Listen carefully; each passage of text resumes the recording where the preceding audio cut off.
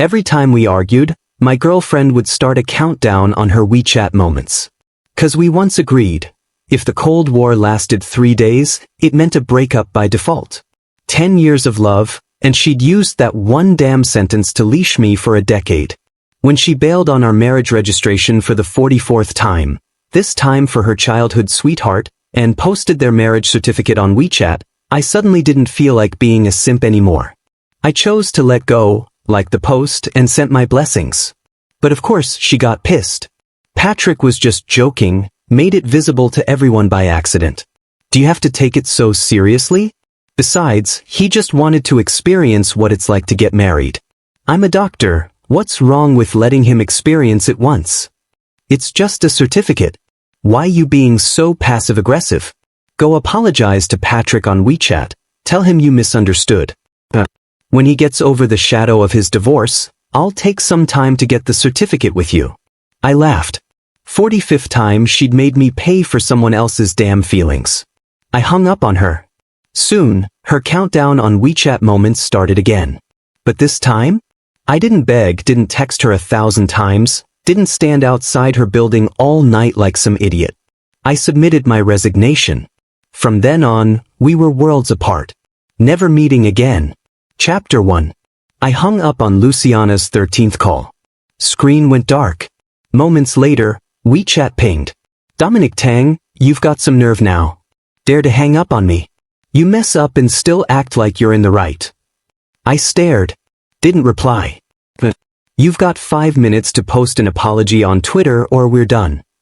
I'd heard that line 100 times. Every time, I backed down, for the big picture, over 7 years. But today, I just read it like it was some stranger's nonsense. She saw I wasn't reacting and, countdown. 3 days. Empty office pic. 3 days of silence equals breakup by default. Her chain. Her leash. 7 years of it. Not long after, Patrick posted too, tagged me. A little joke with Luciana. Didn't expect it to go public. Didn't expect me to snap. Luciana liked it first. Replied, "This is his own problem, Patrick. Don't take it personally." Hospital colleagues joined in. Exactly. Director Tang's being dramatic. She's Dean Lin's childhood friend. What's the big deal? No wonder Dean Lin's hesitant. A man with no sense of the bigger picture really needs more evaluation. Don't be upset, Patrick. We're on your side. I forced a smile. Same as always. When Patrick sprained his ankle, she bailed on our marriage registration to pick him up. Reason? He's alone in Beijing. If I don't help, who will? When I had a high fever, did 48-hour surgeries, nearly collapsed, all she sent was one message. Take care. Don't delay tomorrow's consult. Patrick flexed Luciana's soup or new sneakers. White coat cuff ripped, stitched it myself. Used to think she was soft-hearted. Now I know, there's no right or wrong. Only love, or the lack of it. At the Civil Affairs Bureau, heater blowing warm, suffocating air. I handed over both our IDs. Staff glanced at them, sympathy in her eyes. "Sir," she said politely, "your girlfriend's record shows she's already married." She added, "Would you like to double-check that?" Noise drained away. I murmured softly. Took back my ID, forced a terrible smile. "No need. Thank you." Behind me, a young couple cheered, our window opened. A good day. Day for getting married. I looked at the neatly filled registration form, all my words. Slowly folded. Tore it to pieces. Scraps fluttered down like exhausted butterflies. 45 times I'd filled it. 45 chances given. End of it. Chapter 2. My online resignation request stalled in the dean's office. HR colleague whispered I needed Dean Lin's seal. Address? KTV. I almost laughed. Luciana Lin, queen of the hospital, demanding perfection, forbidding carelessness, now at a KTV during work hours.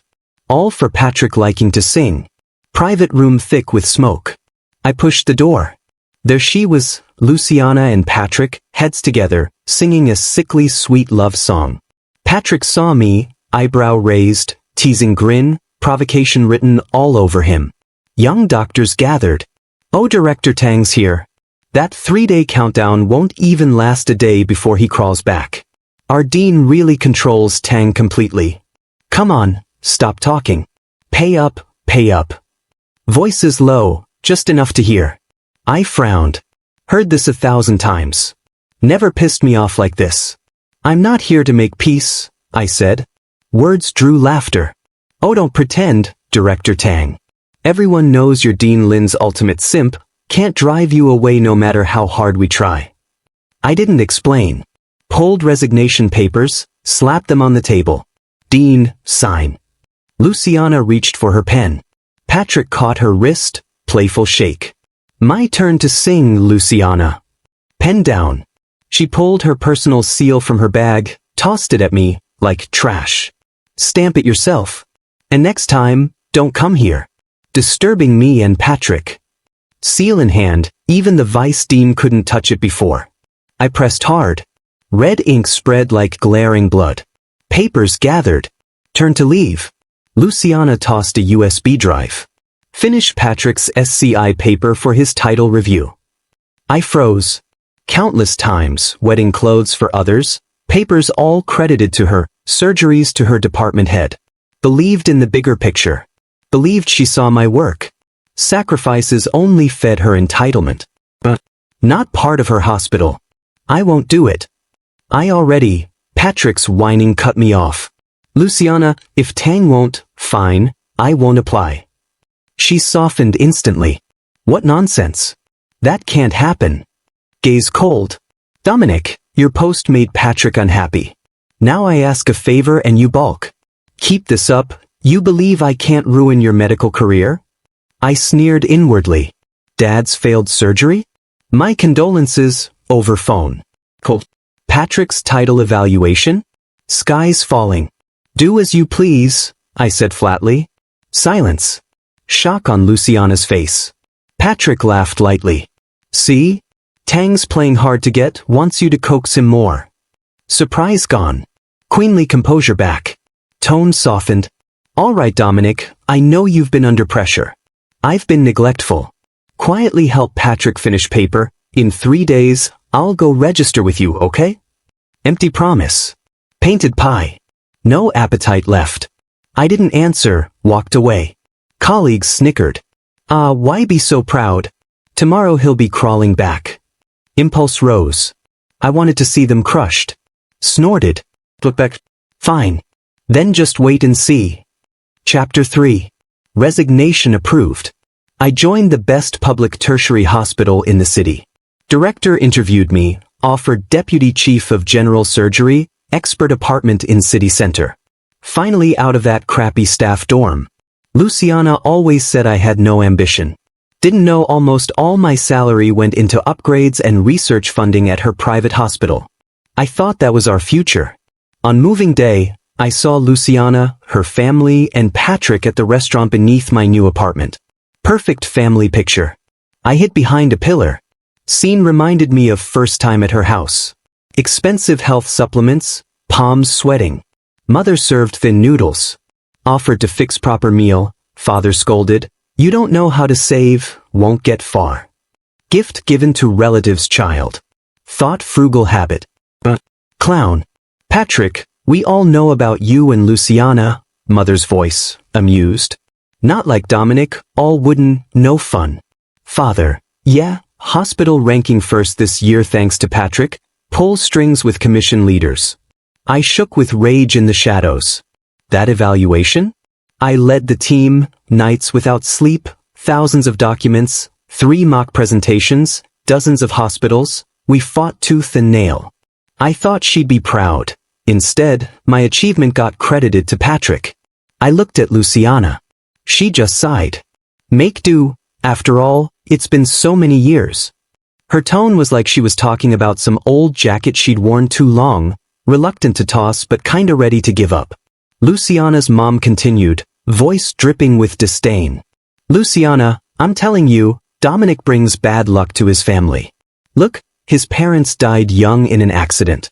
If you stay with him, you won't have a good outcome. Brings bad luck to his family. Those words hit like a dagger straight into my chest. My eyes went red in an instant. Years ago, Luciana's parents had a major car accident in the neighboring city, bleeding badly and needing rare plasma. My parents, they were doctors too, drove all night to get the plasma from the blood bank and rushed over. To avoid a truck running a red light, their car plunged into the icy river. The plasma was saved. My parents weren't. Luciana's family cried back then and promised to treat me like their own son. But now, no compensation, no repayment. Instead, I'm the jinx. I couldn't stand it anymore. I was scared I'd lose it, storm up to them, and ask if their conscience had been eaten by dogs. I turned and walked away fast. The restaurant lights were bright and warm. They couldn't touch my heart anymore. Chapter 4. I turned to leave. Well, if it isn't Director Tang. Patrick's voice carried that perfect mix of fake surprise and smugness. Luciana's family all looked up. Luciana instinctively put down her chopsticks, brows knitting. "Dominic, what are you doing here?" Patrick grinned, tone dripping with mischief. "Luciana, Dr. Tang really can't let you go, huh? Wherever you go, he shows up." Luciana's face darkened immediately. She seemed to believe Patrick completely, her eyes on me full of irritation and suspicion. "Dominic, there's so much work at the hospital. What are you doing here? Why you become so paranoid lately?" I said nothing. It was all absurd. She kept going, bossing me around like a drill sergeant. "You, right now, go back to the hospital immediately. This month's bonus and special allowance? Cancelled." Her father chimed in, dripping with disdain. "Luciana, I told you, stop keeping people like this around, no ambition at all. Look at Patrick, capable, thoughtful, helps you with everything." Patrick played peacemaker. "Dr. Tang, just apologize to Luciana already. She's only doing this for your own good." The whole family, synchronized like actors in a farcical play, rehearsed 100 times. Luciana, thinking she'd pushed enough, delivered the final blow. "Dominic, I'm telling you, if I don't see you before midnight tonight, we're officially over. And from now on, don't even think about stepping foot in my hospital again." I looked at her, calm as still water. She'd never know what I'd just overheard. That night, Luciana waited in her office until 11:30 p.m. Dominic still hadn't come. Annoyed, she tugged her collar and called her assistant. "He didn't come to the hospital today?" "No, Director," the assistant replied cautiously. She hung up, furious, then went to her usual bar, ordered a drink, and subtly had her assistant accidentally leak the address to Dominic. Old trick, throw a tantrum first, then offer a way out. Dominic always took it, always came to comfort her. But tonight, minute after minute ticked by. Her phone stayed silent. She kept glancing at the door, hope and tension battling inside her. She even checked the signal repeatedly, wondering if something went wrong. Waiting felt foreign, like a tool she'd used for years suddenly refusing to obey. Just before the countdown ended, her assistant burst in, breathless and excited. "Director, he's here. He's downstairs. And he's holding flowers." Luciana's taut nerves instantly relaxed. Brows smoothed, queenly confidence back. She lifted her glass, arrogance restored. "Go tell him he's late. If he wants my forgiveness, it won't come that easy." In her mind, she was already plotting how to play it, how to reassert control. But the assistant blinked, confused. "Director, what are you talking about? The person downstairs is Mr. Patrick." Luciana's hand froze midair. Wine glass trembling. Proud smile solidified, then shattered. Chapter 5. The private room went awkward AF instantly. Colleagues who'd bet I'd come back to apologize just looked at each other. The assistant hesitated. "Director, aren't you going down to see Mr. Patrick? He seems to have been planning this for a long time." Luciana let out a cold laugh. "Why would I go down? What does it have to do with me?" The assistant froze. "But everyone knows you and Mr. Patrick are close. When did I ever say I liked him?" Luciana cut her off sharply. "He's just a childhood friend." What really got her wasn't the man downstairs doing an elaborate confession. It was me. The guy who no longer even answered her calls. She unlocked her phone, stared at my blacked-out profile photo, Stubbornly tapped to dial. Cold mechanical voice. The number you have dialed is currently on another call. I had blocked her. Luciana's face darkened, expression stiffening. She grabbed her assistant's phone and dialed a number she knew by heart. This time it connected. My voice, calm and polite. Hello, Director Song. How can I help you? Luciana trembled, eyes burning red. It's me, Dominic. Luciana. The moment the words left her lips, I hung up. Every subsequent call went unanswered. She returned the phone to her assistant, expression blank, emotionless. Opened another beer, downed it, and said evenly, "Didn't you say we were going downstairs? Let's go." Downstairs, the setup was insane. Flowers, balloons, a crowd. Patrick stood in the middle of a heart-shaped candle display, tears streaming. "I've liked you for so long. Please be my girlfriend." The crowd chanted, "Say yes. Say yes."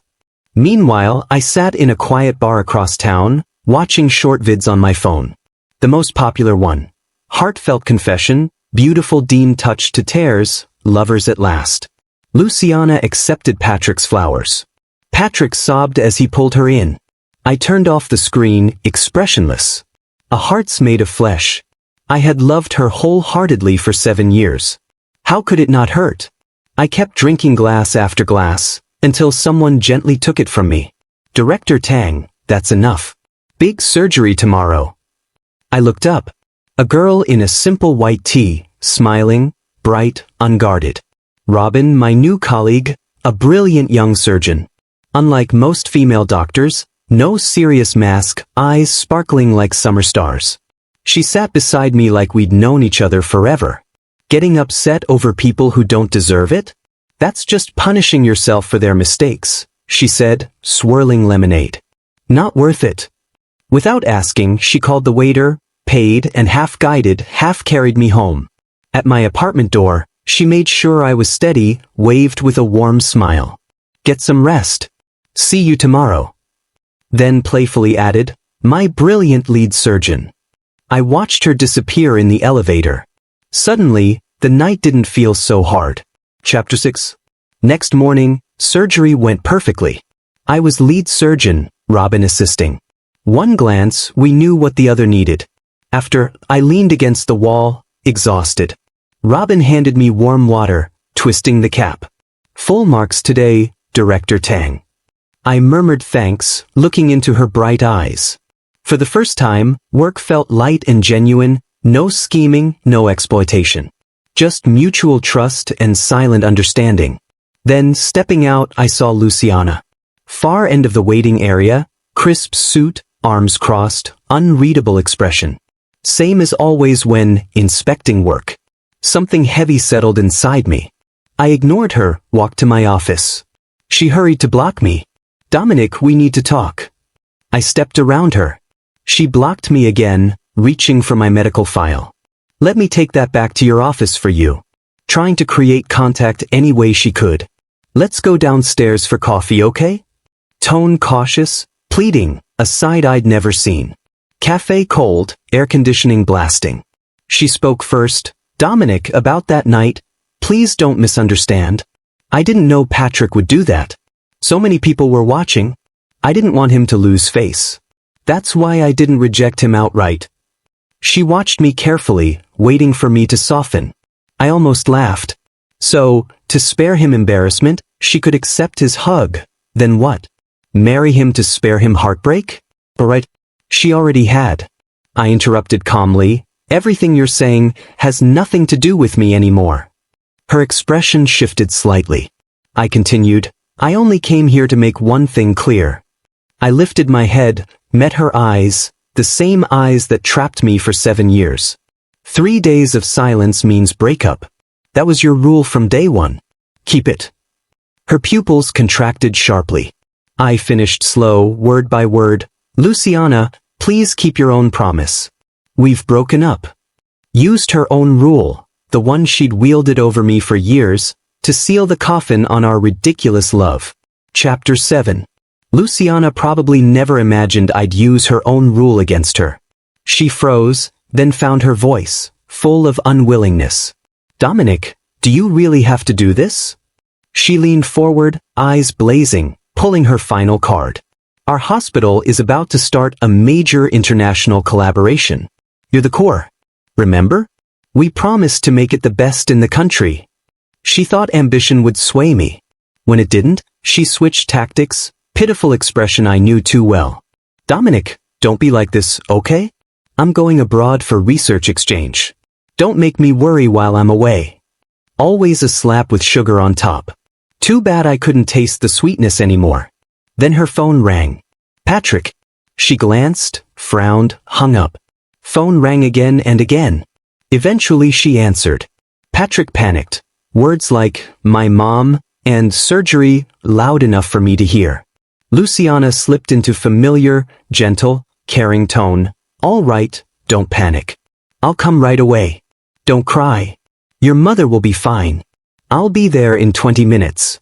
She grabbed her bag, speaking quickly. Patrick's mother is sick, I have to handle it. Then one of those dangling promises she'd always used on me, wait for me to come back.